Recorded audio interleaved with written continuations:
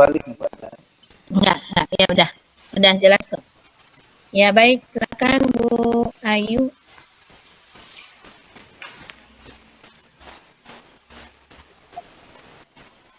Dikit lagi Bu. Ya.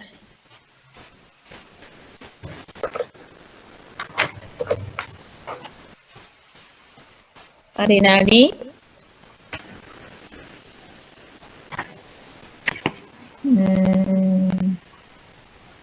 Kembali ya? Udah. Oke. Ya.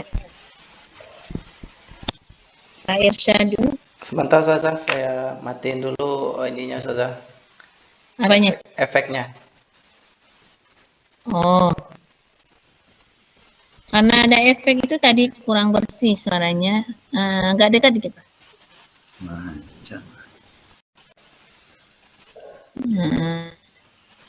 Iya. Ada. Ya.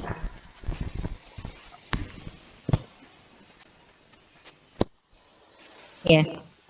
Baik, jadi Bapak Ibu guru yang namanya guru, apalagi guru bahasa Arab ya, baca Al-Qur'annya, kemudian tentulah harus pas ya. Tolong Ibu perhatikan mungkin nggak sengaja ya, tadi Bu Ayu ada yang rasulunnya, sunya nggak panjang, rasulun ya tadi ya. Jadi mad itu ya. Kemudian tanda wakaf yang kola lebih baik berhenti, kola lebih baik disambung ya. Jim pilihan, boleh berhenti, boleh lanjut.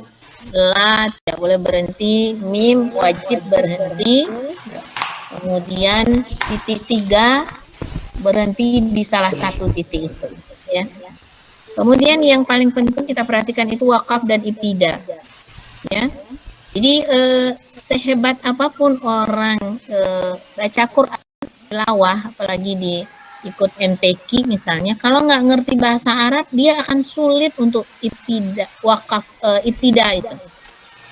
Karena setelah wakaf kita dari mana harus memulai? Ya. Nah, diharapkan guru bahasa Arab mampu. Jangan pernah ibtida di maf'ul bih misalnya. Ya kan? Nggak sampai suara di maf'ul bih yang diulang. Nggak, harus ulang dari fi'il. Jangan pernah ibtida misalnya di isim inna, di isim kana, ya kan? Atau di khabarnya. Tapi mulai di amil nawasih itu. Nah, itu contohnya. Ya Bapak Ibu, nah ini tolong diperhatikan karena sangat berpengaruh ke makna ayat. Ya. Kemudian baik kita akan lanjutkan ke beberapa pertanyaan ya tentang pedagogik ya. Dan ya silakan yang pertama adalah Pak Zulkifli ya. Pak Zulkifli mengajarnya di mana? Di MAN 3 Solo ya. MAN 3 Solo. Udah berapa tahun ini? Di MAN 3 ini baru 3 tahun aja. Sebelumnya di Mats Nurul Maulid Muara Panas. Ya. Itu di gimana? Pengalamannya gimana? Gambarkan secara umum kondisi siswanya seperti apa? Ya, pertama memang siswa yang bergabung ke MAN itu ada berbagai latar belakang pendidikannya. Ada yang dari SMP, ada yang dari sanawiyah, ada juga yang dari pesantren. Nah, jadi biasanya dalam satu kelas itu memang umumnya heterogen gitu, bercampur. Bahkan di kelas yang jurusan IPK sekalipun itu banyak juga anak SMP di dalamnya. Nah, sehingga kemampuan mereka tentu saja beragam. Ada yang sudah pernah belajar bahasa Arab, ada yang paham, ada yang baru sama sekali. Ya, itu mungkin kondisi siswa kita. Jadi dalam mengajar bahasa Arab itu untuk motivasi siswa itu apa yang dilakukan? Pertama dalam pembelajaran Ana selalu memberikan motivasi bahwa bahasa Arab itu adalah bahasa kita. Bahkan sebagian besar ibadah kita itu menggunakan bahasa Arab. Contoh yang paling sering kita praktekkan sholat. Sholat kita mesti berbahasa Arab. Kitab suci kita juga Al-Quran berbahasa Arab. Jadi inilah mengapa kita perlu mendalami bahasa Arab. Karena bahasa Arab itu adalah bagian dari agama kita, sebagaimana ungkapan Umar bin Khattab yang menyampaikan bahwa pelajarilah bahasa Arab itu yang merupakan bagian dari agamamu. Jadi dengan kita mempelajari bahasa Arab, insya Allah kita lebih mudah memahami ayat-ayat Al-Quran, hadis-hadis Nabi, maupun kitab-kitab para ulama. Dan ini tentu sangat bermanfaat bagi kebermaknaan ibadah yang kita lakukan sehari-hari. Gitu lah. Jadi Ana lebih sering menyebutkan pentingnya bahasa Arab itu dalam kehidupan kita, dalam menjalankan agama kita, dalam beribadah dan baik. Gitu ya. Oke, baik Kak. Sekarang Bu Ayu ya. Bu Ayu di mana tugasnya, Bu? Di MTSN 1 Solok Selatan, Ustazah. S1 Solok Selatan. Iya. Sudah berapa lama? Di Solok Selatan baru 4 tahun saja. Sebelumnya di Padang 5 tahun, jadi 9 tahun gitu saja. Gambaran siswanya seperti apa? Yang di Solok Selatan ini? Gambaran siswanya itu karena memang anak MTSN 1 Solok Selatan ini berasal dari, ada yang dari MIN, ada yang dari SD. Jadi berbeda-beda juga tingkat pemahamannya saja. Cuman kalau secara umum berbeda-beda pula setiap kelasnya saja. Ada yang kelasnya cenderung diam anaknya. Ada yang kelasnya cenderung aktif. Jadi kalau untuk penanganannya juga berbeda-beda kelasnya saja. Ada berapa kelas? Cenderung diam anaknya saja. Oh, banyak ya kelasnya, kelas itu kalau berapa? Kelas 7 kelas saja. Oh, banyak ya. Iya. Kelas 7 kelas, kelas 8? Kelas 8 6 kelas. Kelas 9 7 kelas saja. Oh, itu yang jadi guru bahasa Arabnya ada berapa? Guru bahasa Arabnya 3 orang saja. 3 orang. Kebetulan anak di kelas 7. Oh iya. Dari banyak itu di kelas 7, berarti ke 7 kelasnya Bu Ayu yang ngajar, gitu? Dari 7 kelas itu 5 saja, 2 guru lain saja. Nah, kelas 8, 3 kelas saja. Jadi 8 kelas totalnya semua saja. Apa yang dilakukan untuk memotivasi anak-anak belajar bahasa Arab? Selama ini setelah diamati, siswa cenderung diam itu karena mungkin kebiasaan guru menerapkan metode ceramah, jadi agak membosankan saja. Jadi dicoba untuk menerapkan beberapa model. Kebetulan di sini yang agak cocok di situ model discovery learning saja. Jadi anak ini dimotivasi untuk aktif, dibentuklah kelompok-kelompok belajarnya saja, seperti itu saja. Nah, seperti apa itu persisnya? Bisa diceritakan sedikit tentang discovery learning itu?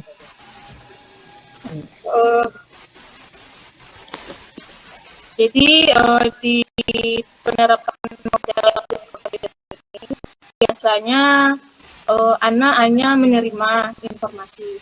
Nah, kalau penerapan ini anak disuruh untuk secara berkelompok, misalnya anak-anak itu disuruh dibimbing oleh guru untuk menemukan isi kandungan yang ada di dalam ceramah tersebut. Nanti didiskusikan, setelah itu ada perwakilannya untuk menyampaikan hasil diskusi. Jadi ada yang membacanya, nanti ada yang menyampaikan, yang menulis, anak terlibat aktif semuanya saja. Seperti itu. Oke, baik. Sekarang Pak Rinaldi ya, Pak Nadi di mana tugasnya? di MTSN 7 Kota Padang, Ustazah. Oh, sudah berapa lama? Sudah dari tahun 2009, Ustazah. Nah, lumayan ya, udah lebih 10 tahun itu ya. Ya, Gambaran siswanya tadi. Gambaran siswanya seperti apa? kalau untuk di MTSN 7 sebelumnya saya di MTSN 4, Ustazah, dari tahun 2009 sampai tahun 2015 di MTSN 4 Kota Padang. Kemudian selanjutnya saya dari tahun 2015 sampai tahun 2022 ini di MTSN 7 Kota Padang. Kalau untuk siswa, ya jelas karena dia berada di Papinko namanya, Padang pinggir kota namanya. Oh, Jadi tentu dan namanya daerah Bungus, Jadi ini adalah merupakan daerah wisata. Itu sikap dan karakter anak jauh berbeda dengan kota Padang. Seperti misalnya yang ada di MTSN model, kayak di MTSN. Pokoknya yang daerah-daerah kota juga. Jadi karakter anak sangat beragam, keras, suara keras, kemudian susah untuk dikendalikan karena memang karakternya tepi laut gitu lah.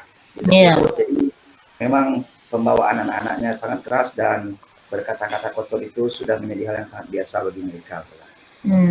Ini karakternya hampir di setiap kelas seperti itu, dan rata-rata seluruh mereka 100% itu berasal dari sekolah dasar. Tak ada yang berasal dari madrasah ibtidaiyah. Karakter anaknya.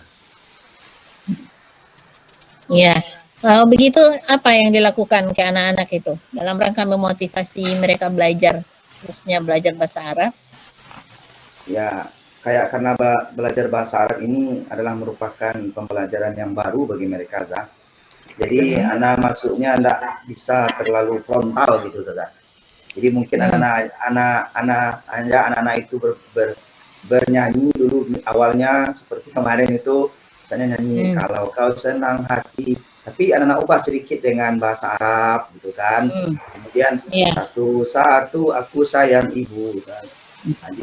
Anak-anak ubah dengan bahasa Arab yang lebih mudah gitu saja. Jadi mereka bertanya-tanya, ini apa ya Pak? Ini bahasa Arabnya Ananda. Jadi inilah bahasa Arabnya. Tidak sulit Ananda. Seperti halnya nyanyi ini. Jadi rata-rata begitu yang bisa Ananda motivasi, karena memang karakter anak itu secara internnya itu memang agak keras gitu, tapi dengan kita memasukkannya dengan unsur-unsur seni, menyanyi dan sebagainya yang berkenaan dengan itu, jadi ketertarikan anak itu dengan bahasa Arab walaupun tidak 100%, mungkin ya mencapai 60-65% bisa kita apakan itu, bisa kita topang dengan itu gitu lah, dan itu barangkali cukup berhasil gitu, tapi walaupun tidak seluruhnya berhasil. Ya, baik. Kalau memberi di kelas itu pakai media nggak, Pak Rinaldi? Pakai media, Zah, karena di tempat kami itu saya katakan tadi Papinko Padang pinggir kota, jadi infokus itu tidak beberapa banyak di sekolah. Jadi kalau untuk mufradat biasanya anak merekam lafal itu di HP, Ustazah. Nanti anak bawa speaker besar itu, Zah, kira-kira sebesar notebook, itu anak bunyikan.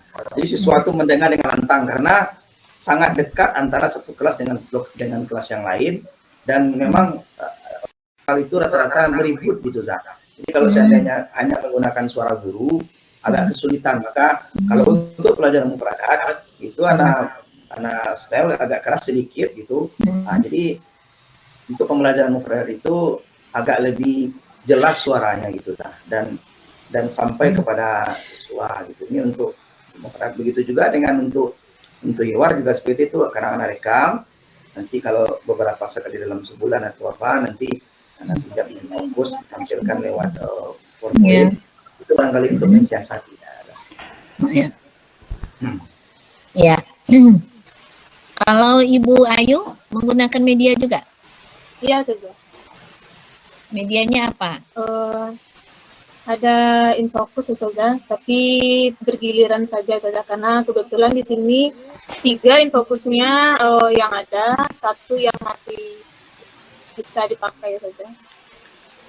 Iya. Jadi seringkali dikasih siswa dengan menggunakan media infokus itu melalui PPT atau video pembelajaran, biasanya untuk pembelajaran keluar saja. Gitu. Ya, baik. Kalau Pak Zulkifli? Iya lah. Medianya apa? Ya, biasanya kita menggunakan media PowerPoint untuk ditampilkan di kelas melalui fokus. Di Siswanya samping banyak, itu, Pak? Siswanya tadi banyak? Berapa kelas? siswa kalau yang saya ngajar semuanya 8 kelas ya. 4 kelas 10, 4 kelas 12. Jadi kebetulan di sekolah ada 3 infokus yang bisa standby, jadi kami guru-guru saling koordinasi, misalnya jam keberapa siapa yang pakai. Gitu. Oh gitu, iya. Iya. Kemudian untuk lebih menarik bagi anak, sering juga anak putar misalnya video di YouTube yang berkaitan dengan materi pelajaran. Jadi dengan melihat tayangan video itu biasanya siswa lebih tertarik dan lebih antusias mereka menyimak penjelasan dari video tersebut. Iya, kalau Pak Irsadul Hamdi, ngajarnya di mana Pak? Saya di Papusko, Bu. Kalau tadi Sarinaldi di Papitko, saya di Papuskonya, Bu. Di Padang Kota. Oh, Papusko. Mandua Kota Padang, Bu. Oh, Mandua. Ya. Mandua itu kalau nggak salah dulu gurunya Bu Ner. Belum kenal, Bu. Saya juga baru, Bu. Dari 2019. Bu Nel pernah dengar namanya, cuma udah. Tapi ibunya udah pensiun, kayak. Udah Sudah. pensiun ya, Nermawati. Iya. Yep. Jadi Bapak di Mandua dari 2019. Iya, Bu. 2019. Sebelumnya? Sebelumnya di Mandua Bukit Tinggi, Bu. Mandua di Bukit Tinggi di Gulai Bancah bukan? Bukan, Bu. Di Panganak, Bu. Oh, Panganak. Iya, kalau di Gulai Bancah man 1, Bu. Saya tuh kampungnya di Sungai Puat, Pak. Tapi yang Panganak saya nggak tahu di mana Panganak. Di belakang. Ke Gulai Bancah sudah. Di mana? Belakang RSAM, Bu. RSAM Rumah Saya Mahmutar. Iya, Bu. Oh di situ. Oh itu yang Panganak ya. Bukan di Jire itu Pak, beda. Jire arah ke itu, Bu. Kalau Jire itu arah ke Man 1 itu, Bu. Oh gitu. Iya. Berarti sekitar itu. Bukit Api itu berarti. Di dekat Bukit Api itu, Bu. Dekat Bukit Api. Iya. Jadi udah berapa tahun Bapak mengajar? Mau masuk mengajar dari 2014 lebih kurang 9 tahun, Bu. 9 tahun. Alumni mana, Pak? Saya alumni Tripoli Libya, Bu. Tahun berapa? Tahun 2012, Bu. Ada di sini apa? Nggak tahu ya, laki-laki beda lagi ya dengan perempuan. Kalau Libya itu ada guru Candung ya, ikut PPG juga dulu sebelum apa namanya Tamat Libya juga. Kemudian ada Ibu Yetri ngajar di Arisalah ini. Oh, mungkin Libya, Bu. Kalau saya Libya, Bu. B, Bu. Iya Libya kan? Libya Arab kan? Iya. Iya Libya Arab. Kalau Bu Yetri rasanya Bu, kalau alumni nggak ada namanya Bu Yetri. Mungkin Libya itu, Bu. Kalau Arisalah juga tidak ada, Bu, yang dari Libya. Soalnya kan masih kontak-kontakan sama alumni, kontak alumni masih ada, Bu. Dulu katanya Ustadz Adi Hidayat tuh seniornya, bukan senior ya? Ya, Adi Hidayat ya senior, Bu. Saya juga senior saya gitu, Bu. Iya. Ya, jadi selama gambarannya Pak sedikit Pak tentang Mandua ini siswanya. Kalau Mandua Padang mungkin semua orang juga sudah tahu bagaimana Mandua Kota Padang, walaupun latar belakang siswa itu beragam, ada yang dari SMP, ada MTS, ada pondok pesantren. Alhamdulillah masih ada saringan, dalam artian agak dipilih lah, walaupun tidak dipilih seperti SMA 10, SMA 1 ataupun SMA 3, tetapi alhamdulillah lah masih ada pilihan untuk penerimaan siswanya. Jadi walaupun beragam latar belakang, insya Allah masih bisa dalam satu koridor. Ada berapa guru sekarang Pak bahasa Arab di sana? Guru bahasa Arab ada 7, 4 yang Oh, PR. banyak ya? Ya. Kami 41 rombel, Bu. Kelas 10 ada 13, kelas 11 ada 16 rombel, kemudian ada kelas 12 rombel. Jadi 41 rombel semuanya. Ya, guru bahasa Arabnya ya. Yang alumni Imam Bonjol ada ya Pak ya? Alumni Imam Bonjol ada 4, Bu. Ya. Dan ini dalam mengajar itu bagaimana Bapak menghidupkan suasana di kelas? Alhamdulillah anak-anak dengan melihat background saya itu sudah tertarik dalam pembelajaran bahasa Arab. Apalagi ketika ada native speaker langsung. Kebetulan ada channel, ada teman di Sudan, adapun kadang teman waktu di Saudi juga ada, sehingga langsung menghadirkan dalam pembelajaran tersebut anak-anak antusias. Kemudian kalau dalam proses pembelajaran mungkin menggunakan model-model yang beragam, kadang di dalam kelas, kadang-kadang di luar kelas gitu kan. Kemudian dengan permainan-permainan, misalnya mencari kosakata tetapi di lapangan disembunyikan sama teman satu kelas, kemudian dia cari, kemudian dia acak-acak, kemudian dijadikan menjadi satu kalimat. Nah, itu riuh, senang anak-anak itu. Bapak di Libya jurusannya memang pendidikan bahasa Arab gitu? Enggak, Bu. syariah. Saya jurusan sastra, Bu. Oh, sastra. Iya. Sastra Arab berarti kan? Iya, Bu. Ya, maksudnya sastra Arab ya PPBA yang aplikasinya ilmu murninya ya? Iya, Bu. Ya, ada. Kalau nggak salah yang di Candung itu Tamat Syariah kalau nggak salah. Ada Syariah. Jadi saya juga sudah beberapa ini yang ikut PPG rata-rata backgroundnya Syariah. Kemarin yang S2 juga misalkan Al-Azhar jurusan tafsir tapi S2-nya sini pilih bahasa Arab. Ibu mungkin bukan di Canduang, Bu, di Pasia mungkin, Bu. Tahun kemarin ya, Pak. Iya tuh. Bapak, ya. Restu Fauzi. Bapaknya ya. Fauzi, iya. Itu satu angkatan? Enggak, Bu, senior saya itu, Bu.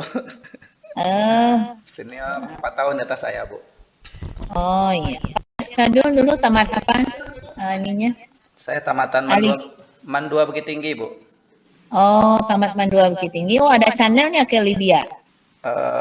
Enggak, Bu. Kebetulan ikut tes waktu 2006 tuh ada 2 pembukaan. Ada tes ke Mesir, ada tes ke Libya. Waktu itu kan yang menghandle ke Mesir itu kan UIN Imam Bonjol, Bu. Jadi ikut tes, alhamdulillah lolos. Cuma kan tidak beasiswa full. Kemudian coba lagi yang di Libya ini, Bu, alhamdulillah lolos. Katanya beasiswa full, ya ngambil yang beasiswa full, Bu. Jadi berarti Bapak punya peluang besar nih untuk memotivasi anak-anak Mandua melanjutkan kuliahnya ke luar ya. Alhamdulillah setelah kami di sini, saya di sini, alhamdulillah dalam tahun pertama ya belum terlalu bisa menyesuaikan, Bu. Alhamdulillah 2 tahun ini selalu ada. Tahun sebelumnya ada 2 orang yang ke Al-Azhar, tahun ini juga ada 2. Alhamdulillah sudah mulai lagi regenerasinya. Oh ya, alhamdulillah ya. Baik, kalau untuk kita kan sekarang ini dituntut nih, guru dalam membuat soal itu meningkatkan kualitas soal ya. Dalam mengevaluasi pembelajaran itu, guru diharapkan meningkatkan kualitas soal. Nah, sesuai dengan taksonomi Bloom itu ada C1 ya, untuk aspek kognitif ya. C1, C2, C3 itu yang biasanya yang terendah. Yang maunya sekarang kan C4, C5, C6 gitu ya. Bagaimana bisa anak ini mampu menganalisis ya, membanding gitu, mengkreasi, mengevaluasi, mengkreasi gitu. Nah, ini bagaimana Bapak membuat soalnya ini? Pernah dicobakan dalam periode ini, selama PPG ini kan itu yang ditekankan. Iya, Bu. Nah, Bapak sudah membuat soal itu? Saya dulu, Bu. Ya. Alhamdulillah dalam pelaksanaan ujian mau PH maupun PAS ataupun PAT, alhamdulillah sudah dimulai. Kalau saya sudah menerapkan penilaian HOTS itu, dalam artian siswa memang dituntut berpikir kreatif gitu kan, kemudian harus bisa menganalisa bacaan. Jadi karena input kami yang alhamdulillah lah, mungkin penerapan soal HOTS ini nggak terlalu sulit diterapkan. Cuma ya mungkin ada dari 100% mungkin ada agak 5% yang terkendala, tapi alhamdulillah masih bisa diterapkan. Sama contohnya pada soal menganalisa, dikasih sebuah teks, kemudian disuruh menentukan apa tema yang tepat gitu kan.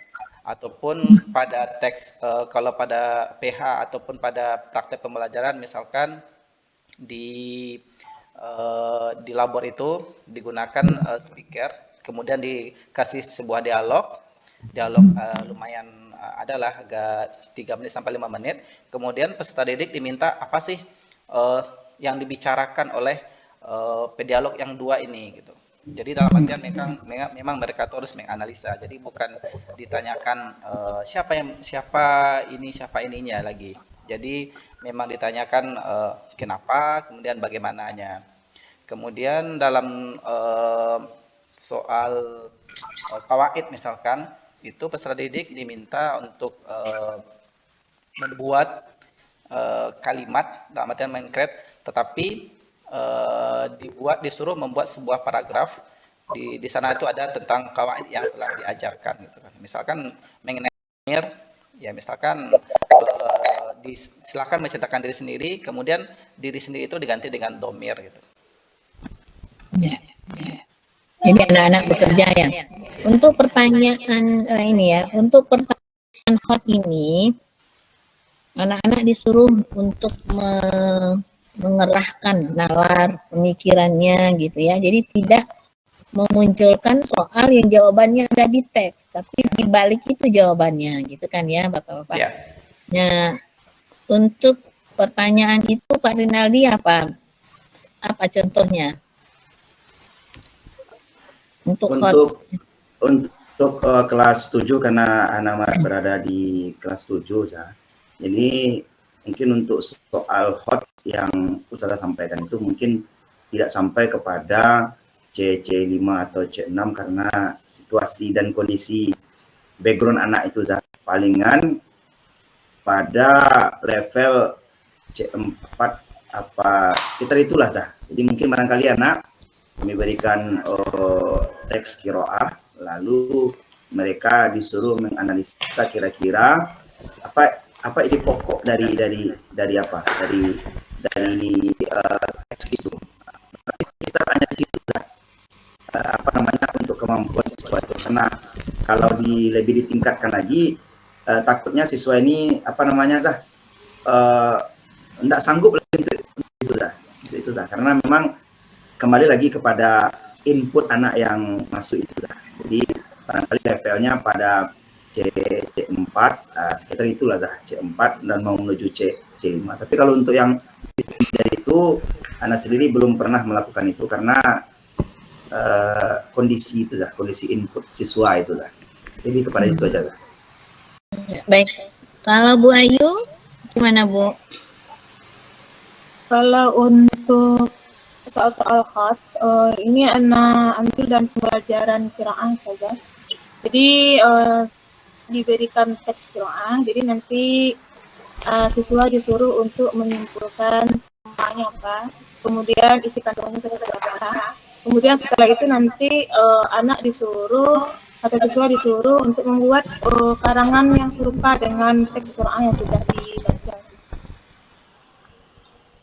Untuk levelnya mungkin C4 atau C5. Kalau C4 kan menganalisa. Kalau membuat itu kalau nggak salah C5 saja.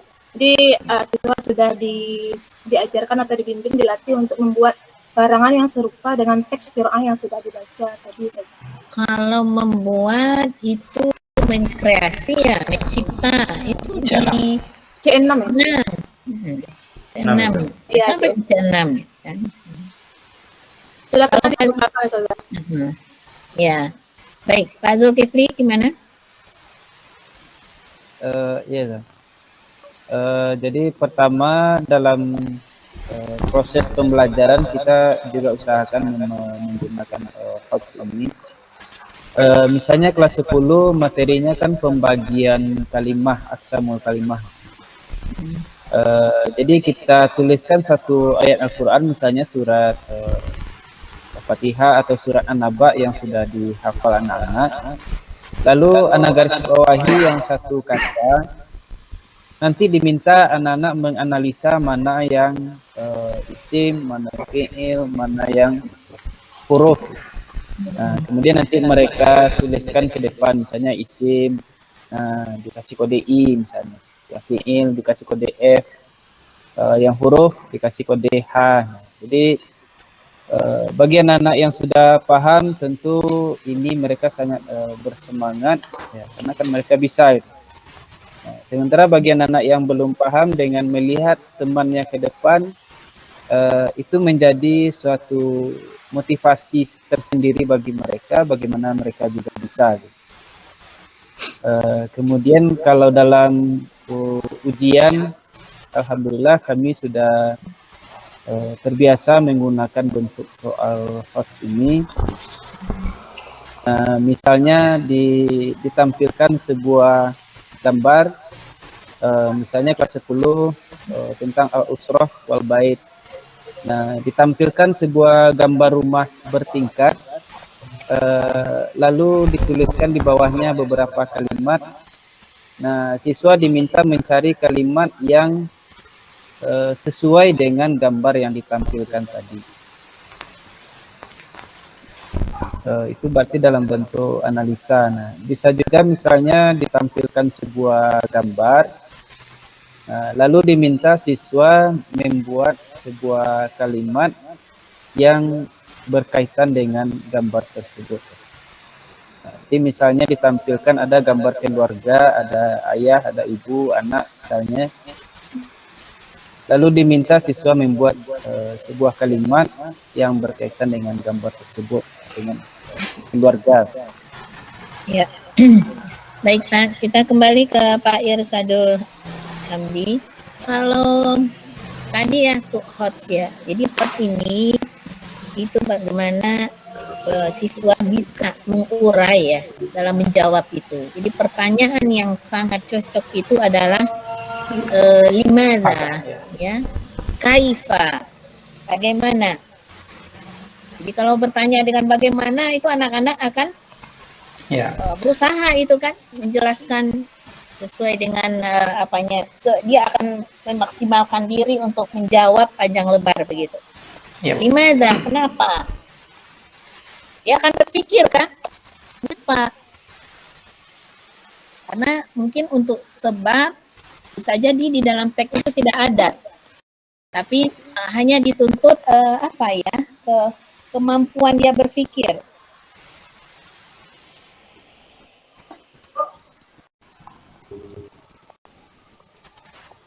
Kemudian untuk AKM sekarang ya, AKM itu bagaimana?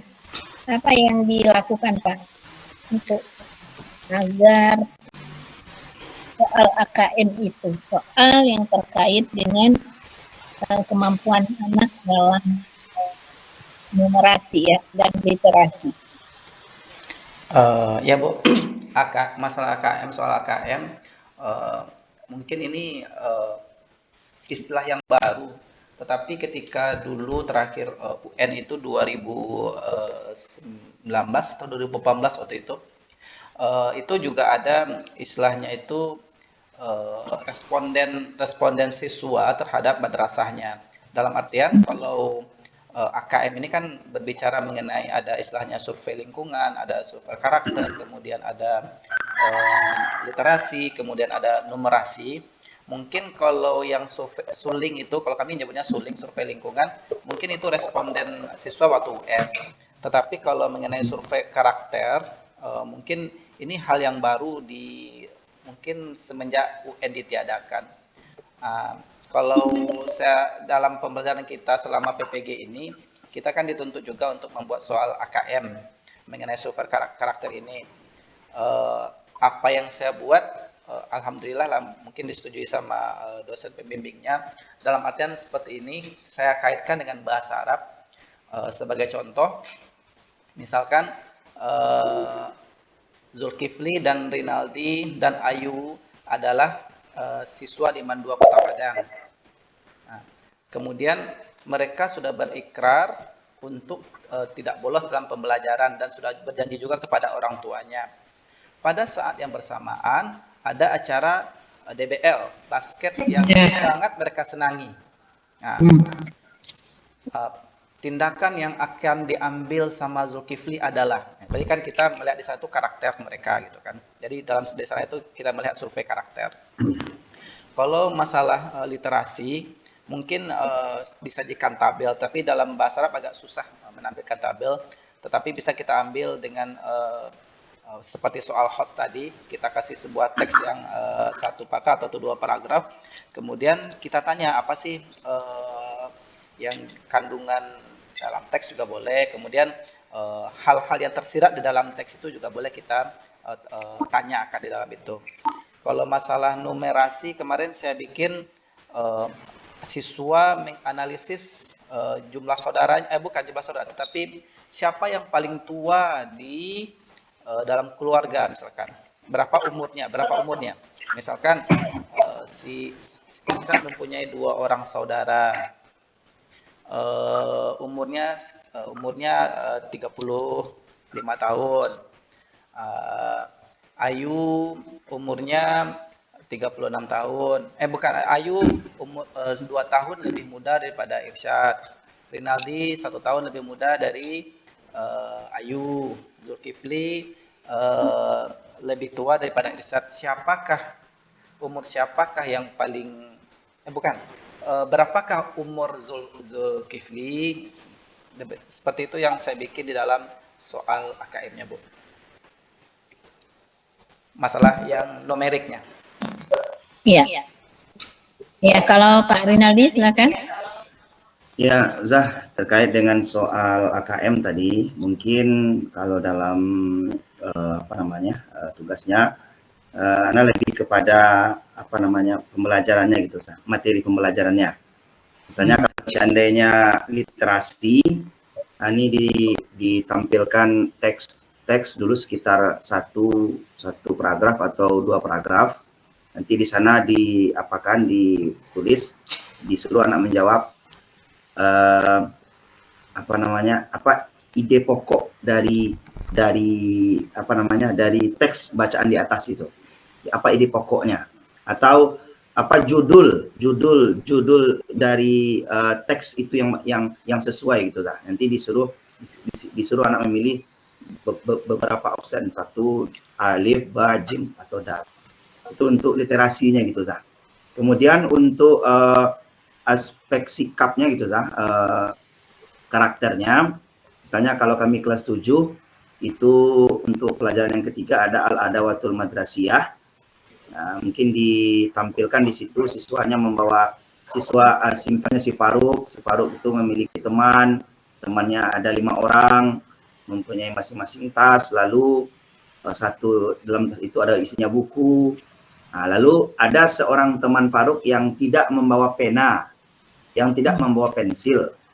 Pembelajaran sudah dimulai gitu kan. Nah, bagaimana sikap teman Faruk terhadap temannya yang tidak membawa pensil ini gitu kan. Apakah dia mau meminjamkan atau tidak? Itu kan termasuk apa namanya tuh survei karakter gitu Zah.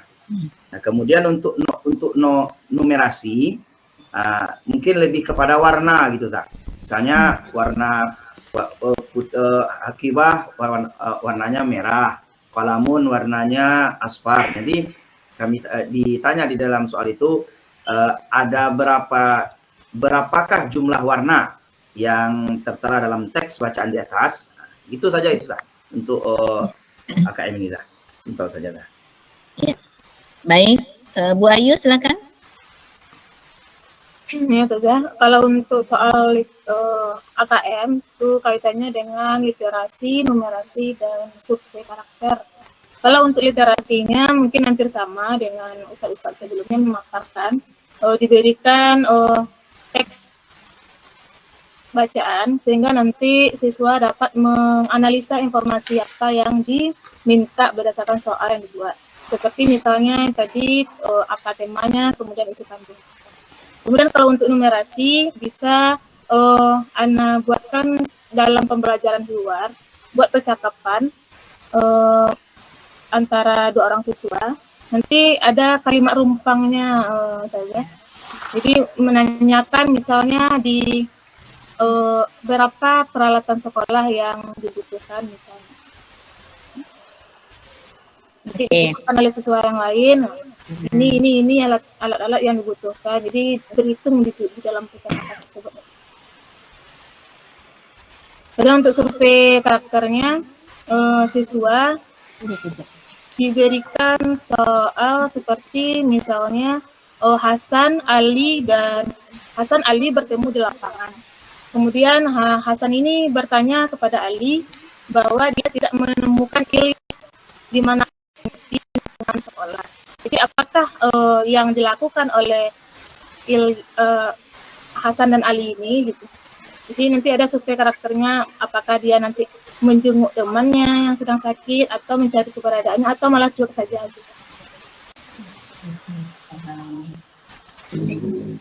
Seperti itu saja. Iya Bu. Iya. Senang PPT. Iya baik Bu Ayu. Sekarang Pak Zulkifli, silakan Pak. Iya. Pertama untuk menguji kemampuan literasi siswa, biasanya menghadirkan sebuah cerita, baik dari kisah nyata pun memang cerita fiksi. Misalnya di bahasa Arab peminatan kelas 10 ada kisah As-Sayyadu wal Hamamu, pemburu dan burung merpati. Nah, dalam cerita itu dijelaskan, digambarkan ketika merpati itu terperangkap oleh jaring pemburu, lalu mereka berusaha melepaskan diri. Nanti siswa diminta menganalisa bagaimana tindakan atau pemecahan masalah oleh merpati yang terjebak ke dalam jaring pemburu tadi. Artinya ini kan menuntut pemahaman siswa terhadap apa yang mereka baca. Kemudian untuk numerasi, kemarin Ana mengaitkannya misalnya dengan sholat. Jadi dalam satu keluarga ada ayah, ibu, dan 2 orang anaknya, di mana mereka rajin melaksanakan sholat. Namun ada dalam satu minggu, dalam satu hari, ada satu anak yang ketinggalan 2 sholatnya, misalnya sholat maghrib dan sholat isya. Nah, lalu saya tanyakan, dalam satu hari tersebut, berarti keluarga tersebut sholatnya berapa rakaat? Nah, berarti kan dijumlahkan rakaat sholatnya dikurangi nanti dengan sholat wajib yang tertinggal oleh si anak tadi, sholat maghrib dan isya. Itu untuk numerasinya. Kemudian untuk survei karakter, misalnya kejujuran, barangkali ini sudah umum, kadang banyak terjadi di kalangan siswa ketika mereka berbelanja di kantin sekolah misalnya. Kan masih ada juga siswa yang kadang kurang jujur waktu membayarnya. Jadi saya buatlah cerita, misalnya ada 5 orang siswa yang berbelanja bersamaan, lalu ada yang jujur, ada yang tidak. Nah, nanti diminta bagaimana tanggapan Ananda terhadap siswa yang jujur dan bagaimana juga tanggapannya terhadap siswa yang tidak jujur. Nah, itu untuk salah satu karakternya. Baik Bapak Ibu. Alhamdulillah kalau Bapak Ibu semua sudah memenuhi tuntutan hari ini ya, soal bermuatan AKM, survei karakter dan hot study. Di AKM ini aplikasinya itu memang untuk semua topik ya, semua topik itu. Misalnya untuk materi asaah misalnya. Asaah itu di mana ya? Kelas 8, Ustazah. Di sanawiyah apa di ya? Di mana? Sanawiyah, Ustazah. Sanawiyah.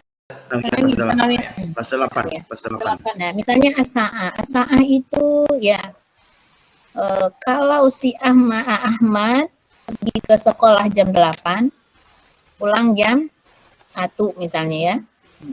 Jam 13. Ya, soal AKM ini kan bisa dimunculkan di situ. Berapa jam Ahmad berada di sekolah? Gitu.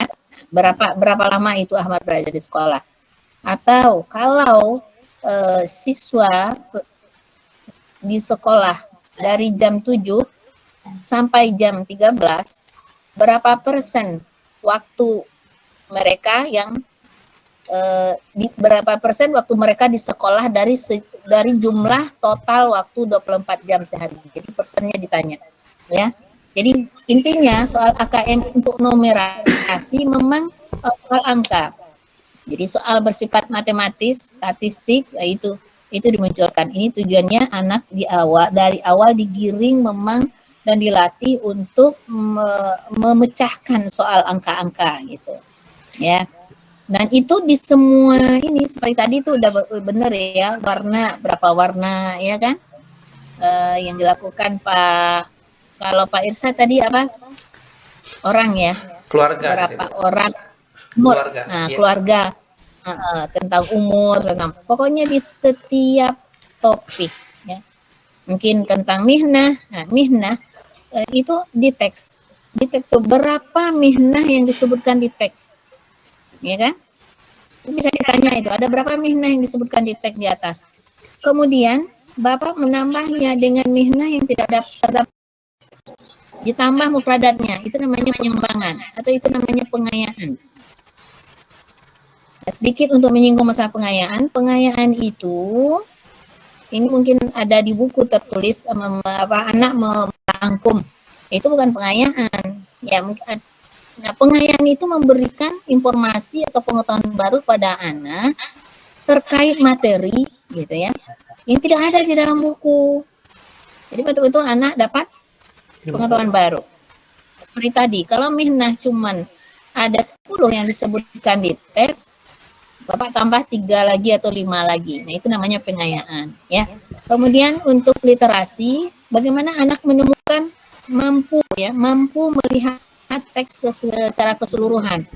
Jadi ya, pertanyaan yang merujuk ke teks itu, atau lebih luasnya itu kemampuan untuk menguasai referensi. Ketika belajar ta'aruf, Bapak nanya, uskur ayatan min ayatil Qur'anil Karim alati tata'allaq bit ta'aruf.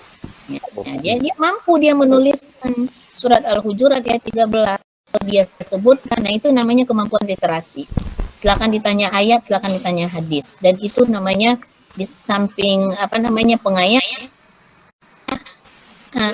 tadi literasi dan juga anak akan terlatih untuk berpikir tidak hanya di dalam teks yang ada gitu ya. Tujuannya seperti itu. Ya. Jadi kalaulah para guru mampu melakukan ini semua dan melatih siswa dari siswa kelas 7 masuk juga kemarin dari siswa SD misalnya, contoh kemarin tuh di PAI ketika mengajarkan surat Al-Alaq, qul a'udzu birabbil falaq min syarri ma khalaq idza waqa'a wa min syarri untuk numerasi misalnya berapa kejahatan yang disebutkan dalam ayat di atas gitu ya. Hotsnya kenapa kita harus menjauhi sifat iri dan dengki, nah, gitu misalnya. Jadi dan kalau does it mean imply, ya, what does it mean imply up, gitu. Jadi kita di balik itu butuh berpikir, butuh mengerahkan nalar gitu ya. Nah ini yang digiring siswa itu dari kemudian survei karakter ibu sudah benar tadi Bu Ayu tadi apa survei karakternya mencari temannya yang tidak ada ya, mungkin sakit, mungkin apa. Jadi dicocokkan dengan topiknya. Jadi tidak melulu kalau selama ini kan penilaian sikap itu anak tidak menyontek ya, anak peduli teman kan itu aja ulang-ulang, apalagi di PAI. Nah juga PBA pernah menyontek itu. Tapi survei karakter itu sesuaikan dengan topik yang sedang ini ya, yang sedang diberikan. Ya, seperti tadi misalnya dalam kepala tadi itu anak gitu ya.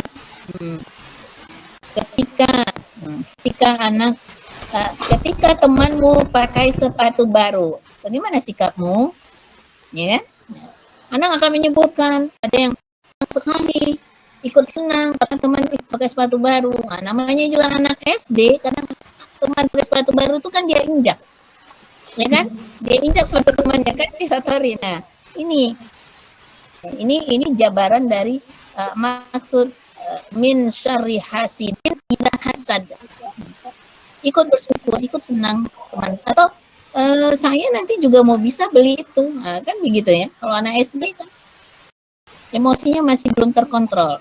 Nah, jadi untuk survei karakter Bapak Ibu dituntut harus bisa mencocokkan dengan topik yang ada gitu ya. Juga begitu. Jadi kalau untuk satu RPP berapa idealnya soal untuk satu RPP itu? Untuk tadi untuk pengetahuan boleh ini ya, boleh esai, boleh objektif. Sama aja itu kan? Untuk jenis soalnya sama aja. Nanti pilihannya ya tinggal Bapak Ibu kalau di objektif tinggal memberikan option ya, pilihan gitu. Atau pilihan ganda. Nah, untuk esai mungkin bisa dengan mengisi titik-titik atau dengan menjawab tadi. Menjawab dengan dengan jawaban yang seluruhnya diberikan pada siswa. Nah, pada kesempatan ini saya ingin mengingat bahwa kadang-kadang soal yang sudah bikin sudah benar ya, tapi mungkin karena khilaf terdapat kesalahan kawaid dalam menulis soal. Nah ini juga harus hati-hati ya. Setelah kata, kalau itu berbaris ya ilmu mudhari'nya harus masuk. Kadang-kadang tertulis juga marfu atau di buku itu memang marfu. Itu kesalahan ketik mungkin ya. Nah Bapak Ibu apa yang salah di buku itu harus Bapak Ibu luruskan. Jangan itu yang diberikan ke siswa kalau udah jelas bukunya salah. Karena bahaya salah ketikan itu agak fatal juga. Dulu ada guru PPG, ada penjahit itu khayat ya. Khayat. Ini belakang atau ada kamus di belakang itu khayat. Sama dengan harusnya kan penjahit, tukang jahit maksudnya. Karena salah ketik itu penjahat. kan? Jahit dan penjahat sudah tahu banget. Nah, jadi perlu kritisi kita guru. Oh, ini salah. Jangan itu lagi yang dinukil lalu dibawa ke lembaran RPP. Nah, ini memang kita dituntut meluruskan yang salah sekalipun itu di buku, ya harapannya begitu ya Pak Ibu. Alhamdulillah barangkali untuk komplainnya cukup ya. Cukup Bapak Ibu. Alhamdulillahirobbilalamin. Ya, setelah ini Bapak Ibu akan mengikuti PPL ya. Kalau nggak salah hari Senin mulai mungkin ya. Ya, insya Allah dah. Dalam jadwalnya hari Senin ya. Iya. Ada 3 minggu. Kemudian silakan Bapak Ibu berlatih. Nanti untuk PTK-nya yang penting diperhatikan itu adalah mulai dari latar belakang ya. Latar belakangnya ya berangkat dari itulah yang best learning ya. Best problem learning. Berdasarkan problem apa yang Bapak Ibu temukan di kelas, dari situ berangkat penelitiannya. Kemudian prosesnya harus benar. Minimal 2 siklus gitu ya, minimal 2 siklus, kemudian 1 siklus itu ada plan-nya, ada perencanaannya, ada action-nya, nanti ada refleksinya. Barangkali untuk PTK sudah paham, nanti di RPP-nya dipilih, tapi kalau untuk PPL ada 3 RPP nanti Bapak Ibu, dan untuk PTK dipilih salah satunya yang menyesuaikan gitu ya. Di RPP-nya disesuaikan dengan PTK yang dibuat begitu. Baik Bapak Ibu, alhamdulillah untuk hari ini cukup.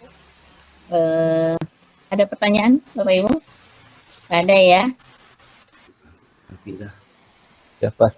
Ada ya Pak ya, kendala pasti ada, tapi mudah-mudahan kendalanya bisa diatasi, begitu aja. Cuman kalau capeknya memang sudah kebayang capeknya, pengen segera berakhir ini program ya, yang sangat yang padat ya, yang sangat padat ini. Nah, ya semoga Bapak Ibu semua sukses ya. Amin ya Allah, amin. Setelah ikhtiar dimaksimalkan ya. Setelah itu kita bertawakal ya, kita menunggu ketentuan dari Allah Subhanahu wa taala. Apapun itu, alhamdulillah ya, pasti banyak ya. Dan yang penting Bapak untuk persiapan UKIN ya itu aja ya. Mungkin kemarin perangkat pembelajaran bukan dengan saya. Tapi untuk video itu ya ada banyak ditemukan tentang rekaman itu. Jadi mengajarnya bagus tapi volumenya sangat kecil. Nah, itu kan teknik sebenarnya. Jadi ketika merekam sebaiknya volume dikecilkan ya, agar bisa nanti diperbesar. Tapi kalau volumenya dibesarkan saat merekam hasilnya itu kecil. Itu teknik. Dan banyak terjadi seperti itu karena penilaian video itu termasuk ke kualitas audionya itu dinilai juga. Kualitas audio, kualitas pencahayaannya juga dinilai. Ya, itu saja. Semoga Bapak Ibu bisa menyiapkan untuk ujian ya setelah PPL ke UKIN dan UP. Silakan modulnya memang harus dibaca dan dipahami. Ya. Baik, kita tutup dengan hamdalah. Alhamdulillah. Subhanakallahumma wa bihamdika asyhadu an la ilaha illa anta astaghfiruka wa atubu ilaik. Alhamdulillah. Assalamualaikum warahmatullahi wabarakatuh. Waalaikumsalam warahmatullahi wabarakatuh. Syukran. Kurang saja. Ya, afwan. Sudah boleh keluar ya.